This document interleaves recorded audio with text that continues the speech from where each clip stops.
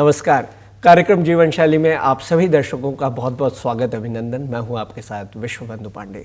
दर्शकों, जैसा कि आप जानते हैं, हम अपने इस कार्यक्रम में उन विषयों पर बातचीत करते हैं जो हमारी जीवन शैली से जुड़े होते हैं और उसे प्रभावित करते हैं। आज हम अपने इस कार्यक्रम में एक खास विषय पर चर्चा करने जा रहे हैं और आज का हमारा विषय है खाद्य पदार्थों में होने वाली मिलावट से नुकसान। और इस विषय पर बातचीत करने के लिए हमारे साथ डॉक्टर बृजमोहन शर्मा जी हैं, जो कि इस विषय पर गहरी समझ रखते हैं, शोध करते रहते हैं। डॉक्टर साहब, आपका बहुत बहुत स्वागत है दूरदर्शन उत्तराखंड। बहुत बहुत धन्यवाद आपका। आज हम खाद्य पदार्थों में मिलावट पर बातचीत कर रहे हैं जी। और ये विषय काफ़ी गंभीर है और बहुत खास है। हम देखते हैं कि हवा, पानी और भोजन, इन सभी चीज़ों से जीवन का निर्माण होता है और जीवन चलता है। लेकिन अगर इसमें ही अशुद्धता हो जाएगी, शुद्धता की कमी होगी, तो जीवन तो फिर बड़ा मुश्किल हो जाएगा जीने के लिए। तो डॉक्टर साहब, सबसे पहले तो हम यही जानना चाहेंगे आपसे और इसी बात से इस कार्यक्रम की शुरुआत करेंगे कि खाद्य पदार्थ से हम क्या समझ सकते हैं सामान्य शब्दों में। जी, सामान्य शब्दों में अगर बात करें पांडे जी, तो जो खाद्य पदार्थ वो चीज़ है जो हमारे शरीर को स्वस्थ रखती है, जो हमारी क्षुधा, भूख को मिटाती है, हमारे को प्रोटीन देती है, वसा देती है, फाइबर देती है, न्यूट्रिशन देती है, माइक्रो न्यूट्रिशन देती है, विटामिन्स देती है। ये सब चीज़ें जब हमारे शरीर को मिलती हैं, तभी हमारा शरीर स्वस्थ रहता है, काम करने लायक बनता है। हमारी ज्ञान चक्षु हैं, चाहे हमारी बालों का रंग है, ये सब हमारा खाद्य पदार्थों से है। उनमें चमक है, दांत हैं, मतलब हर हड्डियाँ, हर चीज़ खाद्य पदार्थों से मिलकर। बिल्कुल।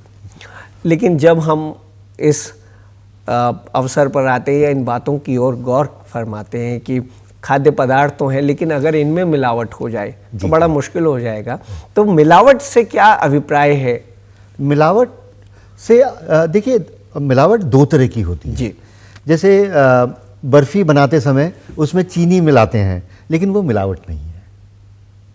लेकिन अगर हम दूध में जी ही मिलावट करते हैं, हम दूध में मान लीजिए हमने वसा निकाल लिया और उसमें आर्टिफिशियल हमने कोई वसा मिला दिया, मान लीजिए कोई भी घी मिला दिया, तेल मिला दिया, इसको मिलावट बोलेंगे। जैसे हल्दी है, मसाले हैं, हल्दी है, हल्दी में हम उसके रंग को और अच्छा करने के लिए उसमें कुछ मिला दें। बिल्कुल। जैसे चाय की पत्ती में कुछ मिला दें, आपके दालों में कुछ पॉलिश कर दें और उस पर रंग मिला दें, देसी घी में कुछ मिला दें।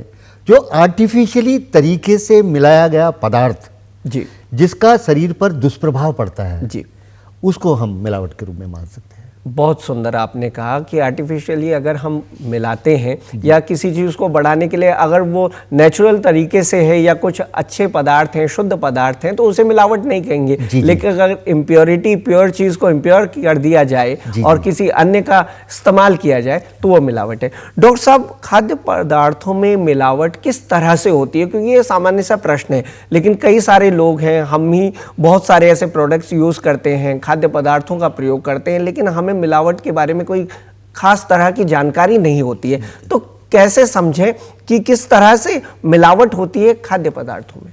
अगर हम सुबह से स्टार्ट करें, बिल्कुल। सबसे पहले लोग चाय पीना पसंद करते हैं, तो चाय की पत्ती में मिलावट। जो चाय की पत्ती होती है उसका एक खास गुण होता है कि वो सादा पानी, अगर जैसे लेते हैं टैप वाटर, सादा पानी से मेरा मतलब है टैप वाटर को लेंगे और उस टैप वाटर को कांच के उसमें ले लें और वो अगर उसमें रंग छोड़ दें सादे पानी में जी, तो मिलावट है। ये बहुत सही बात आपने बताई जी। है ना, वो मिलावट है जी। अगर आप केला लें और केले को पॉलिथीन में लपेट के रख दें एक दिन और वो बैंगन जैसा हो जाए, इसका मतलब है वो उसमें मिलावट है। अगर आपके दूध में नेचुरल फैट नहीं है, प्राकृतिक वसा नहीं है, देसी घी नहीं है, तो उसमें आर्टिफिशियली कोई ना कोई फैट मिलाया होगा। ऐसे ही आपका चावल में देख लीजिए, दालों में पॉलिश है, जैसे दालों को चमकाने के लिए उसमें कोई रंग इस्तेमाल कर लिया, उसको चमकाने के लिए हमने उसमें कर लिया। मिठाइयों में है, मसालों में जैसे मिर्च है, मिर्च आपकी जो है बहुत सुंदर नहीं है, मान लीजिए उसका मसाला बनाना है, उसमें कुछ आपने मिला दिया, जनरली रोडामिन बी मिला लेते हैं, थर्ड मिला लेते हैं, और जब हम बहुत छोटे थे तब गेरू भी मिला देते थे या ईंट का चूरा भी मिला देते थे जी। ऐसे ही धनिया है। तो अगर आर्टिफिशियली तरीके से हमने किसी भी पदार्थ में कुछ मिलाया है और वो ट्रेस हो सकता है और उसको हम उसका परीक्षण कर सकते हैं, तो समझ लीजिए कि उसमें उस तरह की मिलावट है। बिल्कुल। और डॉक्टर साहब देखा जाए तो गेहूं है, चावल है, दाल है, नमक है, धनिया है, ये तो एक सामान्य चीज़ें हैं और खाद्य पदार्थ हैं। इनके बिना ना तो स्वाद है ना कोई गुण हमारी जो हमारा शरीर है वो प्राप्त कर सकता है। तो खाद्य पदार्थ में अगर मिलावट हो जाती है तो इसके जो प्रभाव हैं, सबसे पहले हम पेय पदार्थों से ही शुरुआत करेंगे कि पेय पदार्थों में अगर मिलावट, आपने जैसे कि चाय की बात कही, चाय की पत्ती की बात अभी कही है, तो उसमें अगर मिलावट होती है तो किस तरह के नुकसान हो सकते हैं हमें? जी, आप बहुत सारे, मैं आपको बताऊं कि ये खाद्य पदार्थ ही एक ऐसे इंडिकेटर हैं जो शरीर में जाने के बाद बता देते हैं कि मैं नेचुरल हूं या मिलावटी हूं। बिल्कुल। जैसे चाय पीते हैं, चाय पीने के बाद अगर आपका मुंह खट्टा हो जाए, आपको एसिडिटी बने, तो ये निश्चित मान लीजिए आपकी जो चाय आप पी रहे हैं वो मिलावटी है। दूध है, आप देखिए जनरली एसिडिटी होती है, गैस बनती है, तो कहते हैं कि ठंडा दूध पी लो। बिल्कुल। लेकिन अगर ठंडा दूध पीने के बाद आपकी गैस बढ़ जाए, एसिडिटी ज़्यादा हो जाए, आपकी चाय आपको खट्टी लगने लगे, खट्टी में सोर टेस्ट आने लगे चीनी डालने के बाद भी, तब समझ लिए कि आपका दूध जो है मिलावटी है।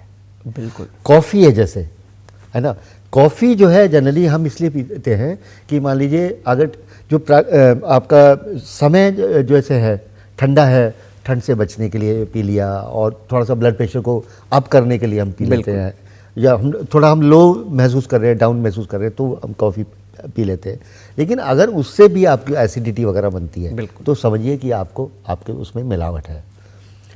अब आप आ जाइए आप दालों के ऊपर। जी, आप दाल जनरली क्या होती है कि पुराने समय में अगर आप अपनी दादी नानी से पूछेंगे तो क्या करते थे, जो कल दाल बनानी है उसको आज भिगो देते थे। बिल्कुल। जिससे अगर दाल के ऊपर कोई पॉलिश है या वसा या कलर लगाया है तो रात भर में वो उसके साथ जो है डाइल्यूट हो जाएगा और उस पानी में आ जाएगा, और फिर दाल को अच्छी तरह से धोने के बाद जो है आप उसको इस्तेमाल कर सकते हैं। लेकिन अभी तो क्या है कि अभी तो दाल बनानी है तो अब सीधा कुकर में डालिए आपने और उसको चढ़ा दिया, उसको ठीक से 1 या 2 बार धो देते हैं। लेकिन उसके ऊपर जो लेयर है, सिंथेटिक लेयर है, आर्टिफिशियल लेयर है, हमने उसको नहीं हटाया। बिल्कुल। तो इस तरह की जो मिलावट है, इससे बहुत सारे नुकसान होते हैं। बिल्कुल। डॉक्टर साहब, हमने जैसे कि पेय पदार्थों की बात करी, दालों पर भी आपने चर्चा की, जिक्र भी अभी किया है, तो सबसे पहले जैसे हम पेय पदार्थ की बात कर रहे थे, तो चाय की बात करें, कॉफी की बात करें, पेय पदार्थों से आप चाहे उसमें दूध भी शामिल कर लीजिए, दूध शामिल है जी, तो उससे आप देखेंगे तो गैस बनेगी, आपको एसिडिटी बनेगी जी, आपको पूरा प्रोटीन नहीं मिलेगा, तो आपके देखने की जो क्षमता है, आपको चश्मा जल्दी लग जाए। आप छोटे छोटे बच्चों में देख लीजिए, चश्मा जल्दी लगे, आपके बाल जल्दी सफ़ेद होंगे, है ना, आपकी हड्डियों में उतनी मजबूती नहीं आएगी।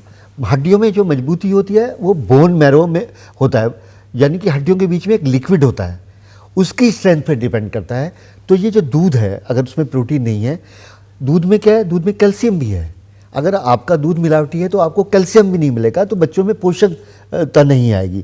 तो तभी आप देखिए, आप कहते हैं यार हमने अपने बच्चे को सुबह शाम दूध भी पिलाते हैं, सब पिलाते हैं, लेकिन यार ये मुरझाया हुआ सा रहता है। इसका मतलब है कि उसको जो पदार्थ है, साथ में पेय पदार्थ में आप पानी को भी रखिएगा। बिल्कुल।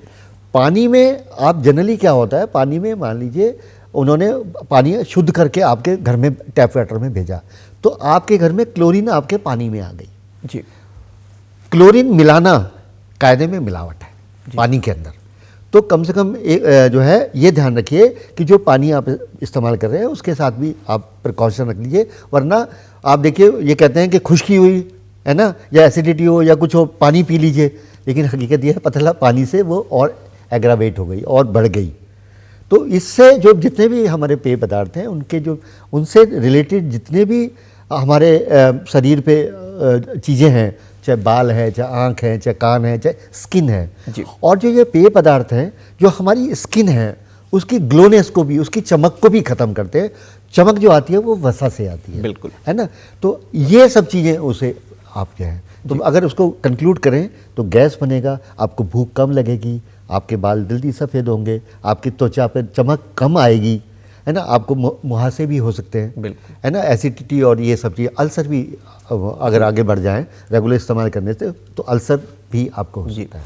डॉक्टर साहब, हम इसमें ये भी जानना चाहेंगे, पेय पदार्थ की बात हो रही है और मिलावट की बात भी चल रही है, खाद्य पदार्थ है, पेय पदार्थ हैं, लेकिन आजकल हम देखते हैं कि आरओ का जो प्रयोग है, जो करते हैं फिल्ट्रेट वाटर का जो प्रयोग किया जाता है, तो आपकी दृष्टि में किस तरह से पानी को शुद्ध करके पिया जाना चाहिए? आरओ तो है ही, लेकिन कभी कभी नकारात्मक खबरें भी सामने आती हैं कि आरओ जल का ज़्यादा प्रयोग ना करें, उसमें जो वाटर मिनरल्स हैं ज़्यादा जो हैं वो खत्म हो जाते हैं। इस पर आप क्या कहेंगे? जी, आरओ जो है अब तो 2-2.5 साल से आरओ WHO ने भी बैन कर दिया, जो वर्ल्ड हेल्थ ऑर्गेनाइजेशन है उसने भी आरओ को बैन किया है। आरओ क्या करता है कि जो हमारे माइक्रो न्यूट्रिशन है जी, उसको एब्जॉर्ब कर लेता है, अपने पास रख लेता है, आपको नहीं देता, जिसके बदले में आपको बहुत सारी बीमारियां होती हैं। मैं आपको बताऊं तो आरओ अगर देखा जाए तो आरओ पानी को शुद्ध करने का सही तरीका नहीं है।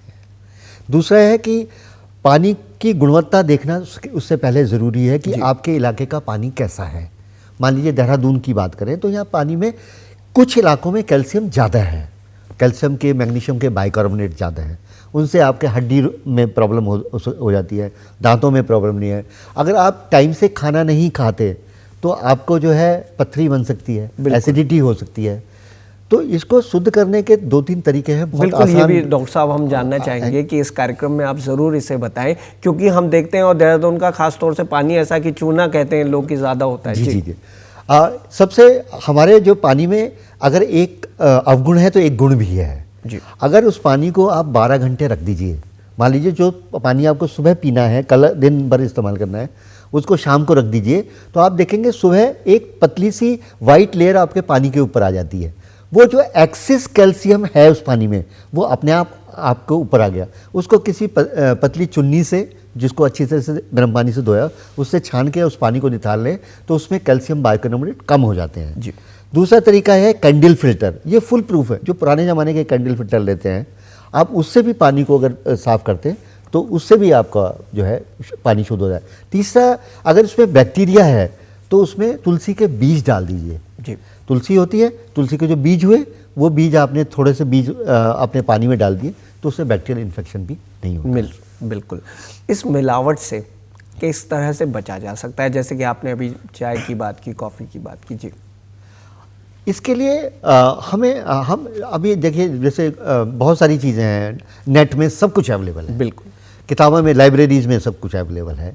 तो अगर आप देखें कि आप थोड़ा सा देखिए, जो चाय की पत्ती है, चाय की पत्ती हम 2 वजह से इस्तेमाल करते हैं। एक तो स्फूर्ति के लिए, बिल्कुल, और एक जो है हम चाय की पत्ती इसलिए इस्तेमाल करते हैं कि अगर हमारे आलस से आ रहा हो तो हमारा वो आलस से दूर से हो जाए, रंग के लिए नहीं। लेकिन हम चाय पीते किस लिए कि खूब उबाल लो, जरा सा इसका रंग नहीं आया ठीक से। तो ये जो रंग का और चाय पत्ती का संबंध है ये है ही नहीं। तो इसका मतलब है आर्टिफिशियली तरीके से उसमें कहीं ना कहीं कोई रंग मिलाया गया है। तो उस चाय पत्ती को इस्तेमाल ना करें जो रंग देती हो। जी, रंग का चाय की पत्ती का इस्तेमाल नहीं है। ऐसे ही कॉफ़ी की डिमांड ज़्यादा है, कॉफ़ी की पैदावार कम है, तो उसमें क्या करते हैं कि बहुत सारी चीज़ें उसमें मिलाते हैं। जैसे आपने इमली दिया होगा, तो इमली के जो बीज है अगर आप उसे भूनेंगे और उसको पाउडर बनाएंगे तो अगर उसको टेस्ट करेंगे ना तो आपको कॉफ़ी जैसा टेस्ट आएगा, तो वो भी मिला देते हैं। कई कॉफ़ी में आप लिखा होगा कि जो उसमें टर्मरिक सीड्स हैं तो वो वही है, लेकिन उस टर्मरिक सीड से आपको कभी कभी जो है ना एपिलेप्सी भी हो सकता है, आपकी याददाश्त भी जा सकती है, अल्जाइमर भी हो सकता है, मैं आपको बताऊं पैरालिसिस भी हो सकता है उस बीज से, नुकसान बहुत है उसका। जी। दूसरा है, कुछ लोग कहते हैं कि नहीं हमने तो पैरामीटर के बराबर लिया है। सर, अगर आपको कोई गोली खानी होती है, मान लीजिए विटामिन खाना होता है, तो कुछ दिन बाद डॉक्टर आप क्या कहता है, बंद कर दो। अगर कंटिन्यूसली किसी खराब चीज़ को हम मात्रा में, किसी एक मात्रा में खाते हैं, वो लॉन्ग टर्म में हमारे शरीर को कोई ना कोई नुकसान देगी ही देगी। सही। तो इस तरह की चीज़ें जो हैं, इस तरह। जी, दालों की बात आप कर रहे थे कि पॉलिश्ड दालें हैं, पॉलिश की हुई होती हैं, रंग मिलाया हुआ होता है। जैसे दालों की बात करें तो अरहर की दाल बहुत लोग पसंद करते हैं। बिल्कुल। अब होटल में भी जाएंगे तो 2 ही दाल देगा वो आपको, या तो येलो दाल देगा या काली दाल देगा। तो येलो दाल में क्या करते हैं, एक केमिकल आता है मेटनिल येलो, जो कि डाई है और टॉक्सिक कलर है। उससे अल्सर तक हो सकता है आपको, अगर लॉन्ग टर्म में यूज़ होता है तो कैंसर भी आपको दे सकता है, आपकी याददाश्त को भी कम कर सकता है। क्या करते हैं, उसको किसी भी फैट के साथ, किसी भी ऑयल के साथ उसके ऊपर पॉलिश कर देते हैं, जिससे कि आपकी दाल चमक आ जाती है। एक चीज़ दाल में मैं पहचान बताऊंगा आपको कि अगर दाल को आप हाथ पे लेते हैं तो उसमें खेसरी की दाल भी मिलाते हैं। खेसरी की दाल जो होती है वो पुअर मेंस दाल है, गरीबों की दाल कह सकते हैं। झारखंड, बिहार और राजस्थान में बहुत होती है, उसको उसके अंदर मिलावट करते हैं तो क्योंकि वो सस्ती है। तो अगर आप दाल को उल्टी करें और उसकी गोल वाली साइड को आप अपने हाथ पे लेके देखें, अगर ऊपर से बिल्कुल राउंड है तो इसका मतलब अरहर की दाल है, लेकिन अगर ऊपर से चपटी है तो इसका मतलब है वो खेसरी की दाल उसमें मिली है। ये खेसरी की दाल आपको पैरालिसिस तक भी दे सकती है लॉन्ग टर्म में, मैं आपको बताऊँ। और इसको चमकाने के लिए तीसरा यह है कि जो दाल है, दाल के ऊपर आप देखिए कहीं कहीं आपको चकते नजर आएंगे, छोटे छोटे स्पॉट आएंगे, इसका मतलब वो पुरानी दाल है। 18 महीने से पुरानी दाल, उसके जो न्यूट्रिशन है वो एवोपरेट होने शुरू होते हैं, तो उसके ऊपर छोटे छोटे स्पॉट पड़ते हैं। जैसे आदमी को एक बीमारी होती है वाइट स्पॉट, इसी तरह के स्पॉट पड़ते हैं। उन स्पॉटों को छिपाने के लिए उस पर पॉलिश की जाती है, इसलिए जो है, और वो लॉन्ग टर्म में फिर नुकसान देती है। जी डॉक्टर साहब, दालों की बात हो गई, चाय पत्ती की बात हो गई, अब जो मसाले हैं, धनिया में काफ़ी ये सुनने में भी आता है कि बहुत ज़्यादा मिलावट इसमें देखने को मिलती है। तो मसालों के बारे में हम जानकारी देना चाहेंगे, क्योंकि मसाले तो हर पदार्थ में, हर खाद्य पदार्थ, हर भोजन में जो भी हम बनाएं उसमें पड़ते ही हैं। जी, धनिया में जैसे आपने कहा, तो धनिया में पुराने ज़माने में तो ये कहा जाता था, और एक बार उत्तरकाशी में 8 कुंटल लीद सूखी हुई पकड़ी भी गई थी एक पंसारी के यहाँ, जिसको डीएम ने पकड़ा था। तो उसमें लकड़ी का बुरादा मिला देते हैं, डर्ट मिला देते हैं, मैं आपको बताऊं। और पुराने ज़माने में तो लीद वगैरह भी कहते थे, मिलाते हैं। जैसे आपका मिर्च है, लाल मिर्च है, उसमें पहले गेरू मिलाते थे, फिर ईंट का चूरा मिलाते थे, फिर जो है रोडामिन बी मिलाते थे, अब जो है सूडान थर्ड मिलाते हैं, ये कलर के लिए मिलाते हैं। आपका अगर हल्दी में देखें तो मेटालिन येलो मिला देते हैं, और इसमें मैदा मिलाते हैं बारीक, जो है ना उसमें देखेंगे। काली मिर्च है अगर देखेंगे तो उसका ऑयल निकाल देते हैं, लौंग का भी ऑयल निकाल देते हैं उसमें। दालचीनी में ये जो आपका अमरूद है उसकी छाल को मिलाते हैं। इलायची का जो है उसका भी ऑयल आपका निकाल ले। डॉक्टर साहब, अब इसमें पहचान कैसे करें कि हम जो मसाले प्रयोग में ला रहे हैं वो मिलावटी हैं? कुछ प्रमुख मसाले, या आप कह सकते हैं हल्दी, मिर्च या धनिया में बहुत आसान है जी, बहुत आसान है। इसमें बहुत बड़ी साइंस नहीं है कि आपको लैब की जरूरत है। धनिया है, आप एक कांच का गिलास लीजिए, धनिया डालिए, थोड़ा सा पानी डालिए। अगर आपके पानी का रंग धुंधला हो गया, जितना ज़्यादा धुंधला होगा उतनी उसमें मिलावट ज़्यादा हुई, क्योंकि धनिया पानी में डिज़ोल्व नहीं होता। तो जब डिज़ोल्व ही नहीं होता तो अपना रंग छोड़ेगा कैसे? बिल्कुल सही बात है। ऐसे ही आप हल्दी को ले लीजिए। हल्दी का बहुत आसान सा टेस्ट है, घर में एसीटोन होता है, नेल पॉलिश रिमूवर, मैं आपको बताऊं। बिल्कुल, उसमें ज़रा सा आप हल्दी डालिए। अगर रुई में, कॉटन में हल्दी का रंग येलो आ गया तो इसका मतलब है उसमें आर्टिफिशियली कुछ मिलाया गया है। ऐसे लाल मिर्च को अगर आप स्प्रिट में डालें जी, तो अगर वो रंग छोड़ दे तो इसका मतलब है कि उसमें मिलावट है। एक चीज़ मैं आपको बताता हूँ कि मिलावट 3 तरीके से हैं, 3 जनरल चीज़ें हैं जिनसे आप सारी मिलावटें टेस्ट कर सकते हैं। नंबर 1, पानी। कुछ चीज़ें पानी में रंग छोड़ देती हैं, कुछ चीज़ें आपकी अगर है ये एसीटोन और ये इसमें रंग छोड़ दिए, और तीसरा एसिड में छोड़ती हैं। तो एसिड के लिए आपको कहीं दूर जाने की जरूरत नहीं है, आपके पास नींबू घर में होता है जी। आप नींबू डाल के देख लीजिए, अगर उसमें रंग छूट रहा है तो इसका मतलब है उसमें कहीं ना कहीं रंग की मिलावट है। तो इन 3 चीज़ों से आप चाहें तो सारी चीज़ें टेस्ट कर सकते हैं। और बचने का तो यही उपाय है, जब हमें पता लग गया कि इम्प्योर चीज़ है तो उसको हम ज़्यादा से ज़्यादा प्रयोग ना करें और अच्छे से उसका टेस्ट करके प्रयोग करें जी। इसमें मेरा कहना यह है कि आप देखेंगे पुराने ज़माने में एक आदत थी कि हम कोई भी चीज़ लाते थे, चाहे गेहूँ लाएँ, बिल्कुल, चाहे दालें लाएँ, चाहे स्पाइसेस लाएँ, हम लाते थे साबुत। और साबुत को लाने के बाद उसमें एक तो मिलावट ऐसी होती है जो अननोनिंगली हो जाती है, जैसे धूल की मिलावट है। बिल्कुल, तो धूल की, और धूल बहुत टॉक्सिक है क्योंकि एयर पोल्यूशन है आपका। एयर पोल्यूशन में बहुत सारे केमिकल्स होते हैं। अगर आप धूल की मिलावट को हटाते हैं तो आप काफ़ी सेफ रहेंगे। दूसरा ये है कि अगर आप साबुत चीज़ें लाके उनको सुखा देते हैं, धो के सुखाते हैं, तो आप ये बात मान लीजिए आप 90% मिलावट से बच गए जी। रही चाय की पत्ती और इनकी मिलावट की बात, तो चाय की पत्ती को सीधा सीधा आप पानी ले लीजिए, सादा पानी में आप चाय की पत्ती डालिए, अगर वो 1 मिनट में अपना रंग छोड़ती है तो इसका मतलब मिलावट। तो ऐसी चाय की पत्ती मत लीजिए। ऐसे ही कॉफ़ी है, लौंग है, जैसे लौंग क्या है कि अगर पानी में डालिए, सादा पानी में डालिए, अगर लौंग नीचे बैठ गई तो इसका मतलब है उसमें ऑयल है। और काली मिर्च का इसका उल्टा है, काली मिर्च अगर तैरती रही तो इसका मतलब उसका ऑयल निकाल लिया गया, जो अंडर ग्रेविटी बैठ गए। बिल्कुल। तो ये बड़े आसान से तरीके हैं, मैं आपको बताऊं। और निश्चित रूप से आज इस कार्यक्रम के माध्यम से हमारे जो व्यूअर्स देख रहे हैं इस कार्यक्रम को, निश्चित रूप से उन्हें ज़रूर जानकारी मिलेगी और वो एहतियात भी बरतेंगे और स्वास्थ्य भी उनका अच्छा रहेगा। एक चीज़ मैं ऐड करना चाहूँगा, जैसे दूध है, दूध हम सबको देते हैं, दूध 2-3 वजह से पिया भी जाता है। एक तो आप देखिए छोटे बच्चों को सिर्फ दूध देते हैं पीने के लिए, तो दूध अपने आप में दूध ना होकर पूरा खाना है, पूरा फूड है अपने आप में। दूध अगर पीते हैं तो आपका खाना पूरा हो जाता है। दूध की टेस्टिंग बहुत इंपॉर्टेंट है। जी बिल्कुल। एक तो आप पीएच पेपर आता है, किसी भी केमिस्ट के मिल जाएगा, तो उससे देख लीजिए कि अगर 7 पीएच है तो इसका मतलब है न्यूट्रल है।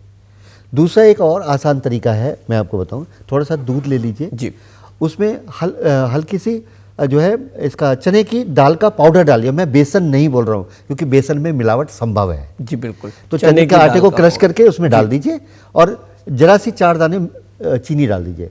अगर किसी भी आर्टिफिशियली उसमें यूरिया मिला गया है, कुछ मिला गया है, तो उससे अगर वो पिंक, येलो से पिंक कलर हो जाता है वाइट का, तो समझिए उसमें यूरिया की मिलावट है। इसका उल्टा अगर हम दूध में हल्का सा गर्म करें, उसमें जो है 4 दाने चीनी के डालें और 1 बूंद जो है नींबू की डाल दें, अगर वो पिंक कलर की तरफ हो जाता है, इसका मतलब है हमने इसमें आर्टिफिशियली कुछ मिला रखा है जो तेल के रूप में है। बिल्कुल। मावे की सबसे आसान पहचान है, जैसे मलाई है। मलाई जनरली बच्चों को खुश्की हो जाती है मुंह पे, तो इसलिए माताएं लगा देती हैं, बच लग गया। तो मावे में भी मलाई है, तो मावे को अगर हाथ पे रगड़ें और वो टेल्कम पाउडर की तरह उतर जाए तो समझ लीजिए, और बिना चिकनाई छोड़े तो मान लीजिए आपके मावे में मिलावट है, मिलावट की गई। तो ये बड़े आसान तरीके हैं और टेस्टेड तरीके हैं जिनको दूध से ही बात आई है कि जैसे पनीर लेते हैं लोग, आजकल महंगा भी काफ़ी होता है, लेकिन पनीर में काफ़ी मिलावट होती है। शादियों में, ब्याह में, त्योहार में काफ़ी इसकी एक ना एक ज़रूर डिश ज़रूर बनती है और हर कोई चाव से बड़ा खाता है इसे। लेकिन पनीर की अगर हम बात करें कि मिलावट कैसी कितनी की गई है, इस पर कैसे जाँच करें, इस पर क्या कहेंगे? मिलावट और मावे की जो है पनीर की मिलावट जो है बड़ा आसान तरीका है। देखिए हमने उसमें से सिर्फ जो है पानी निकाला है दूध में से। अगर दूध को हमने फाड़ा, उसमें से पानी निकाल लिया। पानी में ऑयल का कुछ कंटेंट चला जाता है, लेकिन 90% ऑयल उसमें सेव रहेगा। उसका तरीका भी यही है। पनीर को हाथ पे लीजिए, हाथ पे अगर उसको रगड़ते जाएं और हाथ आपका ड्राई हो गया, चिकना नहीं हुआ, तो समझिए पनीर आपका नकली है, उसमें कुछ है नहीं खाने के लिए, मतलब वो खाने के लिए तो नहीं है कम से कम। बिल्कुल। जी हाँ जी डॉक्टर साहब, मिलावट और खाद्य पदार्थों में मिलावट से नुकसान बहुत ज़्यादा है स्वास्थ्य को। ख़ास तौर से अगर हम हर किसी पदार्थ की बात करेंगे जो चाहे किसी न किसी तरीके से आर्टिफिशियली उसमें कुछ ना कुछ ऐड कर दिया जाए, तो निश्चित रूप से स्वास्थ्य पर उसका हानिकारक प्रभाव तो पड़ेगा ही पड़ेगा। आज त्योहारों का सीज़न आता है, त्योहार आते हैं तो काफ़ी सारी मिठाइयाँ बनती हैं और मिठाइयों से बहुत सारे हमने केसेस भी ऐसे देखे हैं कि स्वास्थ्य पर हानिकारक प्रभाव पड़ता है। और बच्चों को ख़ास तौर से मिठाइयाँ ज़्यादा प्रिय होती हैं। आजकल जिन्हें डायबिटीज़ है वो ना खाएं, लेकिन बच्चे तो और युवा वर्ग सभी लोग खाते हैं। तो मिठाइयों में ख़ास तौर से जो हम बात करेंगे, कुछ मिठाइयों की उदाहरण को प्रस्तुत करते हुए आप बताएं। जी डॉक्टर। मैं एक चीज़ तो ये डायबिटीज़ वाला जो आपका जो मिथ है, जी, मैं इसको मिथ मानता हूँ, इसको मैं जरूर कहना चाहूँगा। जी बिल्कुल। डायबिटीज़ मिठाई खाने से नहीं होती जी, गलत तेल खाने से होती है। जी, जो आपका जहाँ इंसुलिन, नेचुरल इंसुलिन बनता है, बिल्कुल, जो बहुत सारे तेल ऐसे हैं जिनको आप सेकंड बार बॉयल करेंगे तो उसमें बदबू आ जाएगी, यानी कि उसमें नेचुरल ऑक्सीजन नहीं है। तेल 3 ही तरह के होते हैं, या तो तिल का तेल होगा, या आपका सरसों का तेल होगा, या प्योर घी जो है ना। इनको इस्तेमाल ना करके बहुत सारे ऑयल हमारे बाजार में हैं जिनमें आर्टिफिशियली जो है हमने ऑक्सीजन को डाला है। जी, तो ये जो ऑयल है ये नेचुरल इंसुलिन बनाने की जगह पे एक लेयर बनाते हैं। बिल्कुल। और जब नेचुरल इंसुलिन बनेगी नहीं तब आपको मीठा नुकसान देगा। तो आप खाने में डायबिटीज़ को आप कम करना चाहते हैं तो मीठा मत बदलिए, अपना ऑयल बदल दीजिए। बिल्कुल।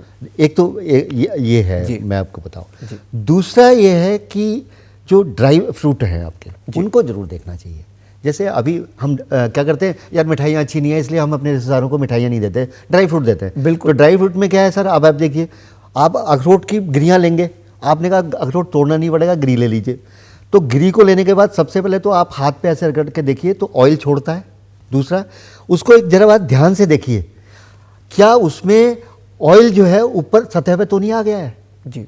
अगर ऐसे तोड़े, अगर आपका अखरोट वाइट है तो इसका मतलब है फ्रेश है, क्योंकि 18 महीने के बाद उसका ऑयल एवोपरेट होना शुरू हो जाता है जी। तो ऐसा देख लें कि बादाम में और उसमें कहीं तीसरा यह है कि जो भी ड्राई फ्रूट आप खाएं उसे प्लीज़ धोकर खाइए। बिल्कुल। आप देखेंगे जैसे किशमिश है जी। किशमिश को आप पानी में डाल के देखिए तो बहुत सारी गंदगी उसमें आ जाती है। वो गंदगी क्या है, वो डस्ट है, वो मिलावट नहीं है उसमें, लेकिन पूरे प्रोसेस के बीच में उसमें डर्ट आ गई। और डर्ट आने के बाद तीसरा एक प्रॉब्लम और आई है, हमने बहुत समय में टेस्ट किया है, जो ड्राई फ्रूट्स हैं उनमें अगर नेचुरल होंगे तो उनमें कहीं ना कहीं चींटी लग जाएगी, कुछ घुन लग जाएगी, लेकिन उसमें क्या करते हैं, ये हल्का सा पेस्टिसाइड यूज़ करते हैं, केमिकल यूज़ करते हैं जी। जिसकी वजह से जो आपका ड्राई फ्रूट है उसकी लाइफ, उसमें कीड़ा नहीं लगता। तो आप देखिए आजकल कीड़ा नहीं लगता, कीड़ा क्यों नहीं लग रहा, उसमें केमिकल है।